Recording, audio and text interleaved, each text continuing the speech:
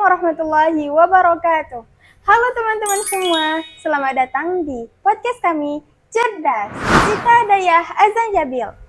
Bersama saya, Kasih Dwi Kirana, dan pada episode kali ini kita akan membahas spoiler for success, gagal untuk sukses, bersama dua orang tamu kita. Gimana kabarnya? Baik dong. Alhamdulillah sehat. Kita kenalan dulu yuk. Boleh? Mulai dari mana dulu nih? Ana dulu ya. Boleh. Hai semuanya, perkenalkan nama Ana Zahratul Aulia, usia 15 tahun. Ana saat ini duduk di bangku kelas 1 Madrasah Aliyah Swasta Azan Jabil. Hai guys, perkenalkan nama Ana Zahara Mulia. Umur Ana sekarang 14 tahun dan sekarang Ana duduk di kelas 9 MTSS Azan Jabil. Zahara dan Zahra. Susah untuk bedainnya. Kita panggil dengan nama panggilan aja. Siapa nih? Ana biasanya dipanggil Zahara. Biar lebih mudah, Ana Aulia aja. Aulia dan Zahara. Jadi membahas tentang podcast, gimana perasaannya pas tahu diundang untuk hadir ke podcast? Kalau Ana pribadi, jujur deg-degan. Tapi Ana sangat-sangat bersyukur bisa menghadiri acara podcast ini. Ini kalau nggak salah yang pertama ya? Ya, alhamdulillah ini perdana. Ya, alhamdulillah. Ana sangat bersyukur bisa hadir. Alhamdulillah. Kalau Zahara sendiri gimana? Jujur Ana deg-degan karena ini kali pertama Ana diundang ke podcast dan sebelumnya belum ada pengalaman. Jadi membahas tentang gagal untuk sukses, kira-kira ada kaitannya nggak sih? Ada. Menurut kalian gagal itu gimana? Menurut kalau misalnya Ana pribadi, gagal itu titik terendah seseorang ketika dia tidak berhasil mencapai apa yang ia inginkan. Dia titik rendah gitu ya. Kalau misalnya menurut Aulia gimana? Sama halnya dengan Zahra tadi, itu merupakan perasaan yang ada pada seseorang, di mana dia sedih, kecewa, putus asa, karena apa yang ingin dia capai belum tercapai gitu. Menurut kalian sukses itu gimana? Sukses itu keberhasilan gitu ya. Keberhasilan. Gagal untuk sukses. Banyak yang bilang itu gak ada kaitannya. Gimana maksudnya? Tentunya gagal itu merupakan proses dari kesuksesan. Sebelum kita menuju kesuksesan, kita harus melewati kegagalan-kegagalan dulu gitu.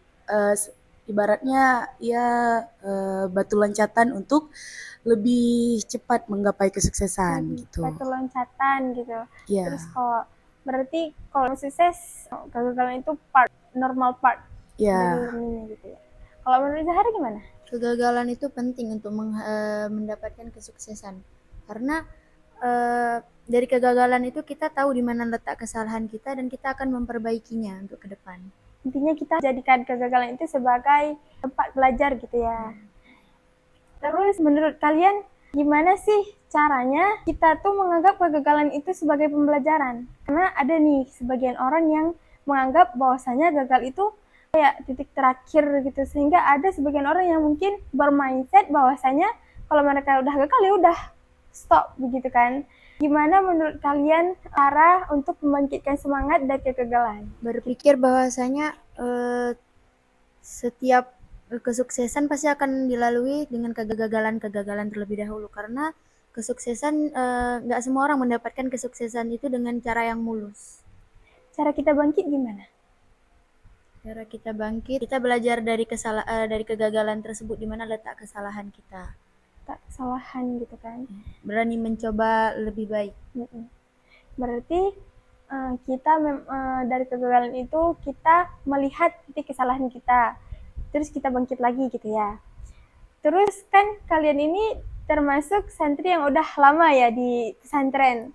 Kalau Zahara sendiri tadi udah hampir berjalan 3 tahun ya. Kalau Aulia berjalan 4 tahun gitu ya.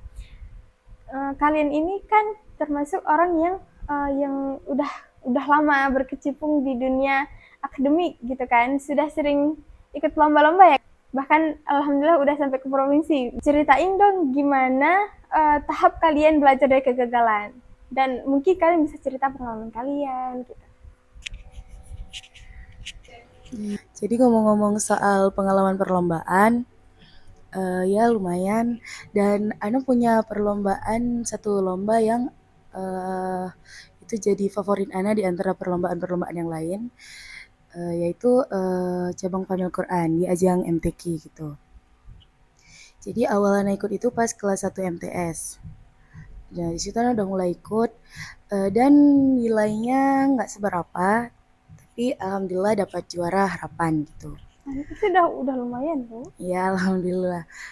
Nah terus di saat itu anak kayak ada rasa putus asa, namanya aja gagal ya. Iya. Ada rasa putus asa, ada rasa perasaan menyesal. Kenapa nyesal? Karena ya kemarin-kemarin tuh nggak belajar lebih giat gitu. Kenapa kemarin nggak belajar lebih giat? Kenapa kemarin nggak sungguh-sungguh gitu? Dan tapi anak nggak, bukan tipe orang yang terlalu berlarut-larut dalam hal kesedihan itu. Iya. Jadi Ana langsung abis itu udah selesai, nggak ingat lagi soal itu. Bagus sih kalau misalnya kita nggak terlalu berlarut sama Iya kesedihan. gitu. Dan di tahun berikutnya Ana masih punya niat untuk ikut gitu. Semuanya kayak gitu, nggak takut gagal. Enggak, karena kayak belum mampu saja gitu Iya, ya, iya. belum kapok gitu.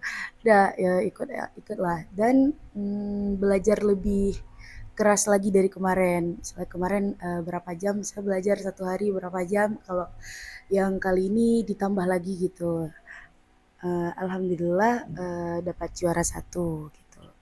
Jadi kalau bagi Ana pribadi itu awalnya itu Ana masih mencoba gitu. Jadi kita kan emang harus berani untuk mencoba dan jangan takut gagal ya. Berarti kegagalan itu bukanlah suatu hal yang harus kita takutkan dan bukan suatu hal yang harus kita hindarkan gitu ya. Iya, karena keberanian itu sebenarnya bukan tanpa rasa takut, tapi menaklukkan rasa takut. Karena pasti kita takut lah untuk mencoba. Pasti takut. Karena takut gagal, takut gimana gitu kan. Iya. Tapi alhamdulillah ya sampai saat ini akhirnya Ana udah mulai berani untuk mencoba. Ya, iya. It's great. Dan gimana? Kenapa Anda bilang great? Karena ya kegagalan itu memang udah Aulia buktikan sendiri bahwasanya kegagalan itu bukan step terakhir gitu ya. Ya, Ya. Kalau menurut dari Zahara sendiri gimana? Dari pengalaman Ana, dulu pas kelas 1, pas itu tuh UTS. By the way, pelajaran favorit Ana tuh pelajaran matematika. Jadi pas ujian matematika, Ana merasa, oh ini insya Allah bisa. Ini setelah keluar nilainya nggak sesuai harapan. Jadi agak down pas tuh sedikit. Cuman pas ujian semester, Ana bangkit. Kalau misalnya kemarin nilainya rendah, Ana mau menaikkan nilai itu. Ana pengen sesuai harapan Ana. Iya. Ana belajar lebih giat. Mungkin kemarin gara-gara Ana nggak terlalu belajar. Jadi Ana giatkan, alhamdulillah dapat nilai bagus. Dan di tahun yang sama Ana pas itu dipilih jadi peserta KSM.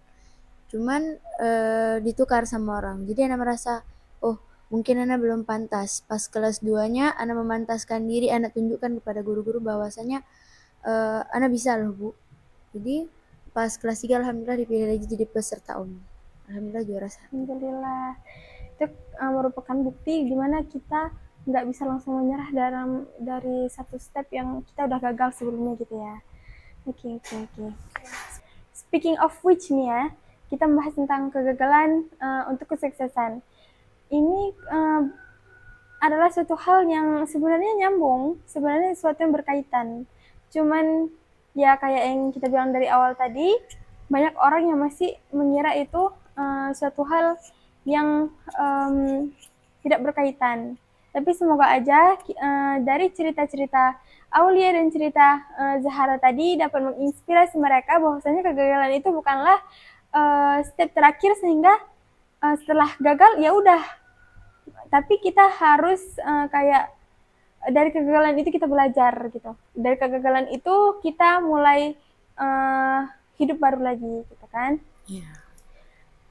Jadi ngomong-ngomong tentang kesuksesan sendiri, Zahara dan Aulia sendiri sudah pernah mengalami yang katanya gagal atau sebuah masalah gitu, penghambat daripada kesuksesan. Jadi apa sih kebiasaan-kebiasaan yang kalian lakuin untuk mengisi masa pertumbuhan dari kegagalan menuju sukses? Kalau Ana pribadi ya, Ana punya satu buku nih ya. Dalam buku itu semua isinya wishlist Ana. Ya gitu. Apa yang Ana mau di situ Ana tulis semua di situ. Terus Ana juga dari buku itu Ana bisa memotivasi diri Ana untuk nggak usah berlarut-larut gitu dalam kesedihan karena kegagalan gitu. Kita masih punya masa Iya, depan gitu. karena emang nyatanya kegagalan itu merupakan proses kan dari Iya, kesuksesan gitu. Jadi ya kita harus berani untuk mencoba lagi gitu. Karena kayak yang Ukti bilang tadi, kegagalan itu bukan step akhir, tapi itu merupakan awal untuk menuju gerbang kesuksesan gitu ya kan. Karena kita udah mencoba gitu. Intinya kayak ya jangan berlarut-larut gitu dalam kesedihan gitu ya. Iya, karena kegagalan itu bukan aib, bukan suatu hal yang negatif gitu. Kalau menurut Zahara gimana nih? Menurut Ana, kalau misalnya Ana sendiri, pastinya kalau misalnya kecewa. Setelah mengalami kegagalan tersebut pasti kecewa. Akan tetapi kita harus menerima diri sendiri lebih baik. Kita harus mengontrol emosi dan Ana biasanya lebih berpikir masih ada waktu lain. Masih ada peluang untuk kita bisa mengikuti hal tersebut lagi, untuk mencoba lagi. Artinya kita kehilangan plan A, tapi sebenarnya kita masih punya plan B bahkan sampai Z yang kita miliki gitu ya. Ya, Anda jadi keinget kayak sama satu quote, apa sih namanya? Itulah yang berbunyi there always another way. Selalu ada cara lain. Jadi kita dengan kegagalan itu kita sebenarnya termotivasi, dan kegagalan itu bukanlah hal yang untuk ditakuti, karena mistake help you understand. Dengan mistake itu kita belajar jadi lebih baik dan membuat kita lebih paham akan kekurangan kita gitu ya. And so teman-teman, jadi inilah pandangan dan pemikiran para santri-santri kita yang super spesial pada hari ini. Oleh karena itu, jangan pernah takut gagal jika kamu ingin sukses. Karena dengan gagal, kita dapat memahami kekurangan kita. Dan jangan pernah berhenti mencoba, karena dengan terus mencoba, kita akan melihat hasil yang tidak akan pernah kita bayangkan sebelumnya. Sekian video kami hari ini. Terima kasih telah menyaksikan. Dan terus ikuti keseruan kami di podcast Cerdas Cerita Dayah Azan Jabil. Kita bertemu di video selanjutnya teman-teman. And I'll see you in the next one. Bye-bye. Wassalamualaikum warahmatullahi wabarakatuh.